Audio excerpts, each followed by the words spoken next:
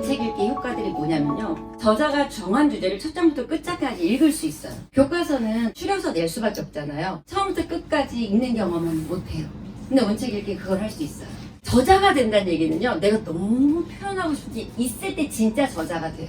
그래서 나온 거고, 이 책을 누군가가 골랐다면 그 마음을 우리가 같이 공유해봤으면 좋겠다는 거예요. 이해하는 거를 포기하지 않을 수 있는 태도를 배우는 거예요, 원책 읽기는. 이렇게 사람이 상대가 있을 때 저 사람이 말하고 싶어하는 머릿속에 입체가 있어요. 그걸 선으로 말하는 거예요. 그래서 언어는 한계가 있을 수밖에 없어요. 인간이 개발하고 이게 제일 완성된 형태라고는 하지만 이 자체가 2차원, 3차원, 4차원을 설명하기에는 기본적으로 한계가 있다고요. 그 한계가 있는 거를 알고 내가 그 사람의 생각을 이해하기 위해서 선으로 풀어준 걸 내가 다시 머릿속으로 집어넣어서 어설프게나마 완성을 해보는 과정이에요. 그럼 그 사람 머릿속에 있던 그게 그대로 완성이 되겠냐고요? 안 되지만, 그럼 이런 거야? 라고 다시 언어로 돌려주면서 주고받는 과정이 있는 거예요. 그거를 할 수 있게 돼요, 원책 읽기만. 그래서 이 두 가지가 같이 돼야 되는 거죠. 이런 과정으로 냇물에서 초등청소년 읽기 과정이 쭉 이어진다고 보시면 돼요.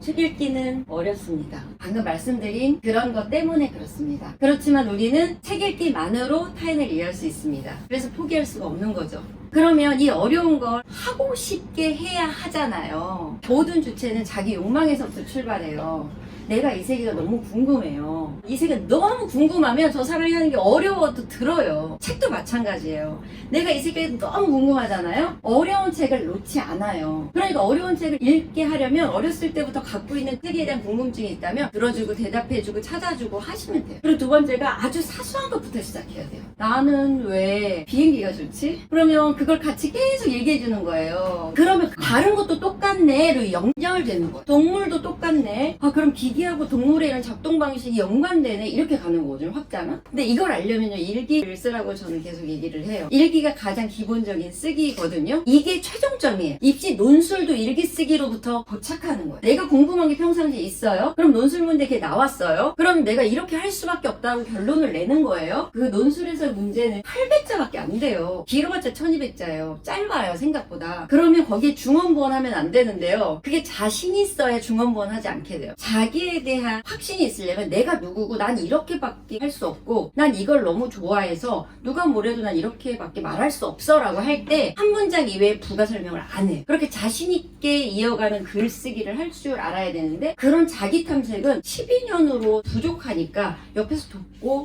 같이 찾아보자 하고 얘기할 때 들어주고, 그리고 본인의 일기를 쓰고. 그래서 자기와의 접점을 찾기 위해서, 그럼 다른 사람은 왜 나랑 다르게 생각하지? 그 사람 나랑 좀 비슷하다. 그러면 그 표현이 어려워도 읽게 해요. 책은 원래 어렵고요. 그 어려운 책을 읽는 아이들이 내가 지켜보고 싶으면 그 친구가 궁금해하는 것들, 알고 싶은 것들이 많게 같이 살아주시면 돼요. 초등학교 1학년 과정에서 하는 건 그래서 이렇게 구성을 하는 거예요. 되게 많은 일 중에 내가 한 가지만 얘기하고 싶어. 그럼 이것만 말해야지. 그럼 제일 좋아하는 거나 제일 문제적이었던 거를 말해요. 그러니까 주제 선적 연습을 하는 거예요. 우리 1학년 친구들은 급식 뭐 먹었는지 얘기하거든요.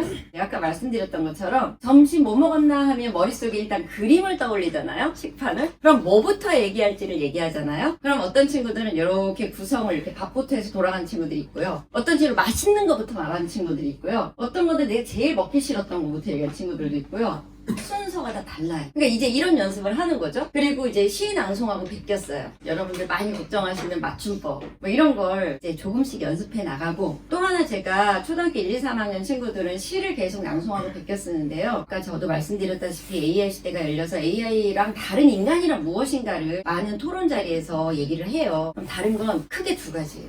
자기 서사가 있는 거죠. 평균과 통계가 아닌 나만의 서사가 있는 거예요. 그리고 두 번째는 뭐냐면요, 비합리성이에요.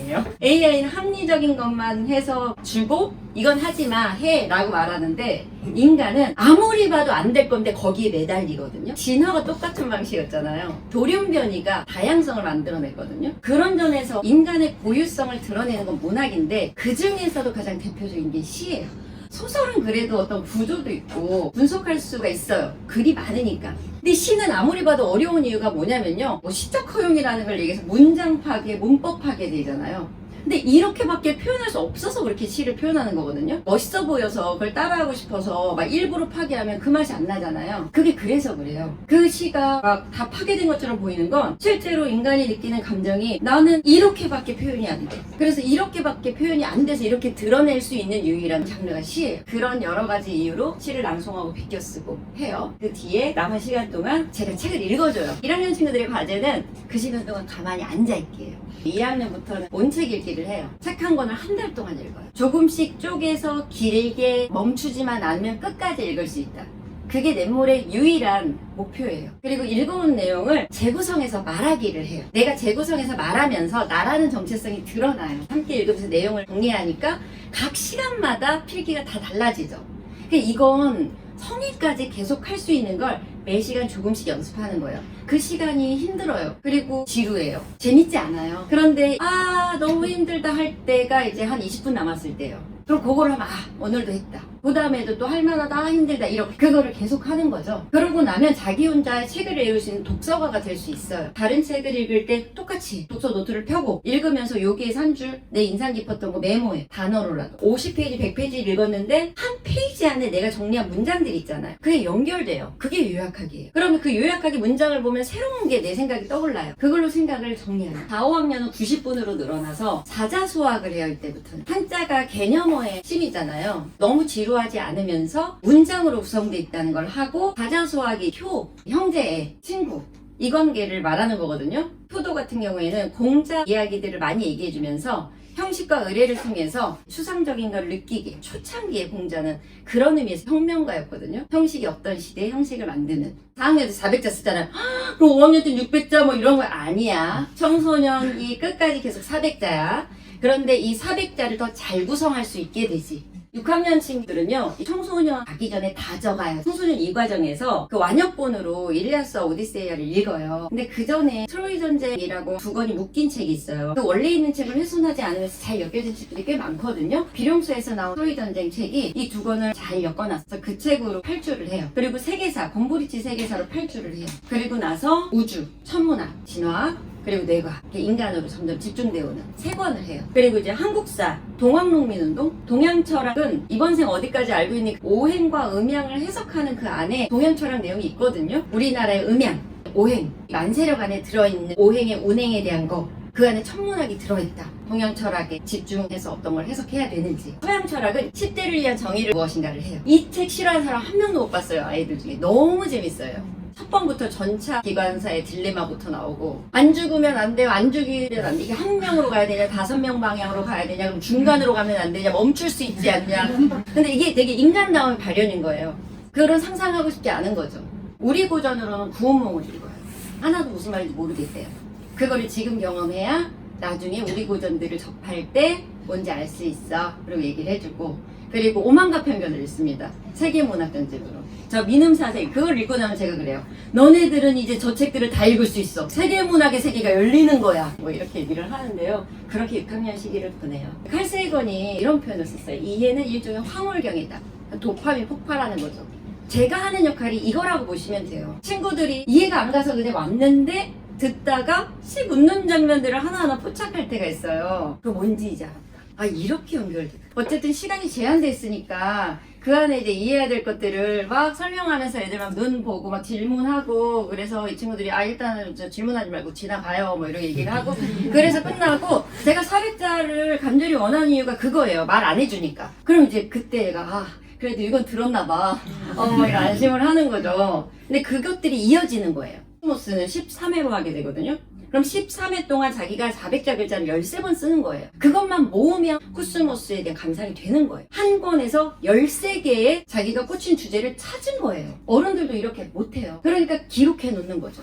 그 400자가 보물이야. 계속 가지고 있어야 돼. 그래서 이해하는 순간 이 뇌의 시냅스가 차차차 맞춰지면서 거기서 도파민이 펑 나오면서 재밌어요 라고 하는 거예요. 이 재밌다는 표현은 되게 압축된 표현이에요. 납작한 표현인데 이 안에 되게 많은 게 들어있다는 뜻이죠. 어려워요. 어려운 책을 쉽게 읽는 방법은 없어. 그러니까 같이 읽는 거야. 왜냐면 누구는 여기를 이해하고 누구는 여기를 이해하거든. 그럼 같이 읽으면 이게 하나로 합쳐지잖아. 그러니까 책은 반드시 같이 읽어야지. 어쩔 수 없이 혼자 읽는 거. 그러니까 만약에 어쩔 수 없이 혼자 읽게 되면 어디든 올려. 그래서 누군가 거기에다가 시비 걸거나 그러면 그걸 반응하는 거지. 대부분 고전책 위주로 저는 같이 읽는 편이에요. 길게 살아도 40년 이상 안 될 거 아니에요. 근데 고전책들도 다 못 읽을 거란 말이에요. 2, 3차 해석된 책보다 오랫동안 기저에 있는 책들, 그 책들을 같이 읽어주고 싶더라고요. 그래서 고전책들 중심으로 읽고 책들을 읽을 때 질문은 다 여기에 모여 라고 얘기를 해요. 그러니까 만약에 읽다가 방향을 잃어서 도대체 뭐라는 거야. 아 맞아, 이 세계는 어떻게 돼 있고 이 세계에서 인간은 어떤 존재고 그럼 난 어떻게 살아야 되지?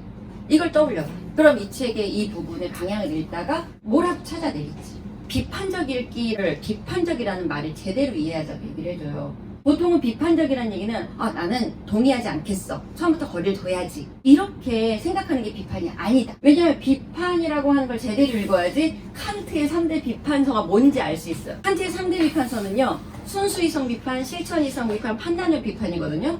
여기 비판은요, 제대로 들여다보고 분석한다라는 뜻이에요. 싫어하고 반대하고 이게 아니에요. 저자와 일치하려 노력하면서 읽기 시작해야 돼요. 무조건. 언어는 전달하는데 한계가 있어요. 원래부터 한계가 있는 걸 거리까지 두고 하면 이해하지 않겠다는 뜻이에요. 그러니까 최대한 난 당신의 생각을 받아들이겠어 하고 시작해야 돼요. 그런데 시작했는데 삐그덕거리고 어긋나는 데 있어요. 난 왜 이 생각이 동의가 안 되지? 거기에서 이제 멈추는 거예요. 나는 이 사람과 뭐가 다르지? 이 사람은 나하고 어떤 걸 다르게 봤지? 그게 비판적 읽기예요. 어쩔 수 없이 만나게 되는 어긋나는 지점을 찾는 거. 공부는 반복이다. 그 친구들한테 선생님하고 지금 한 번 읽는 거잖아. 다 읽어보지도 못했잖아. 그럼 나하고 지금 하면서 안 읽어온 부분부터 이어서 내가 뒤에 정리해줬잖아. 그럼 끝나고 나서 20분만 들이면 혼자서는 안 읽혔던 부분이 이 내용이 있다고 쭉 읽히잖아. 그렇게 해서 한 번 본 건데 그게 무슨 공부야. 이건 지도지. 지도만 그려놓은 거야.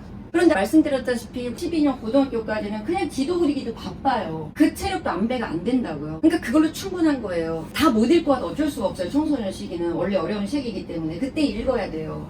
그리고 또 하나는요, 처음 문책 읽기 책을 꾸릴 때 한 사람이 온전한 인격체로 살기 위해서 어떤 책을 읽어야 할까 해서 꾸린 책들이에요. 근데 수업을 하다 보면 친구들이 고등학교 1학년, 중3, 중2 이 친구들이 선생님 오늘 이 내용이 교과서에 나왔어요 그러는 거예요. 총균세를 할 때 고1 친구가 선생님 통합사회 통합과학에 다 나왔어요.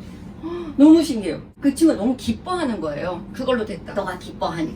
그리고 중학교 2, 3학년은 교과서 배치가 좀 많이 다르거든요. 그래서 2학년 때 사회를 하는 친구가 있고 3학년 때 하는 친구가 있어요. 근데 2학년 때 사회를 하는 친구인가 봐요. 정의란 무엇인가 존 롤스의 무지의 장막과 사등원칙이 나왔다는 거예요. 그러면서 책을 보는데 그 내용 나와서 너무 반가웠다는 거죠. 이런 부분들이 교과서 원책 읽기가 만나는 즐거움이 되는 거죠.